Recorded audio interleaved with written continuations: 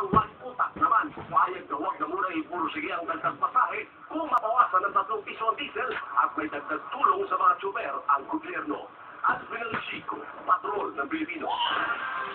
Inihay na sa Korte Suprema ang electoral protest ng natalong Liberal Party Vice Presidential candidate na si Marrohan.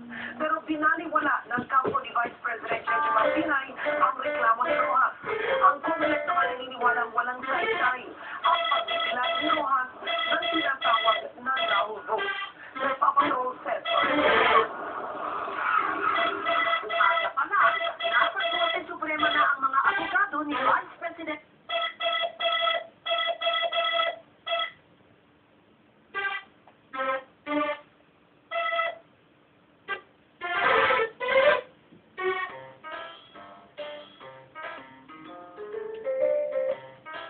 candidate Marrohan na sila Atty. Joey Peña Francia at Bong Somera para maghain ng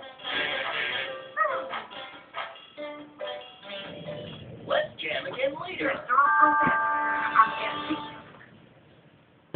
ang nagsisilbing Electoral Tribunal. Sa kanyang protesta, diit ni Marrohan mahalagang mabilang muli ang may 3 milyong na vote dahil sa liit ng lamang ni Vice President Cheche Martinay na humigit lamang ng 700,000. Ang sa mga botong hindi nabilang dahil walang na-shade sa balota para sa Vice Presidente o di kaya higit sa isa ang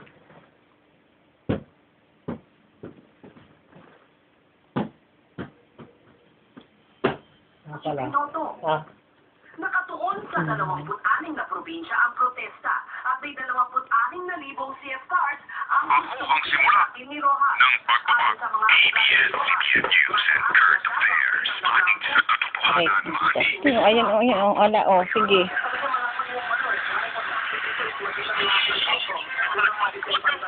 Manan tayo ng Toyota ko.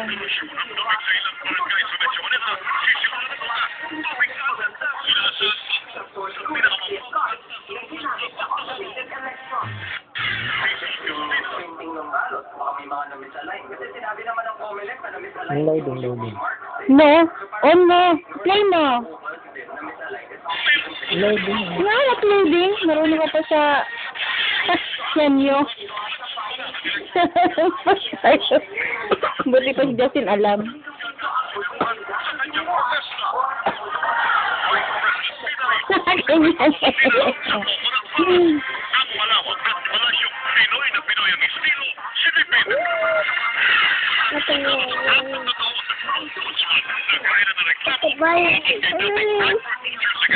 Dong ka. Ano mo? Kainis ka kasi. Ano mo? Oo.